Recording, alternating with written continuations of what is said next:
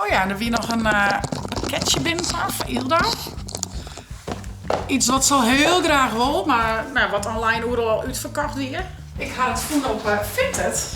Nou ja, dat is altijd mooi dat het, als de tuin af is, echt zo'n geluksmomentje, zeg maar. Nou hoop je dat het echt wat is. Ja, het is net per se mijn ding.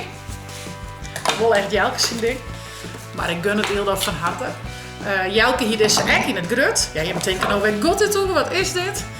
Maar ja, en toen Jelke die kocht, zei ze, oh die wil ik echt. Wie oerelsje, nergens meer te krijgen. Uiteindelijk gingen we ergens in Amerika iets voelen, maar nou, qua betaling die konden we maar net uitkomen. Dan moest speciaal iets downloaden. Ik zei, nou vertrouwen we het helemaal.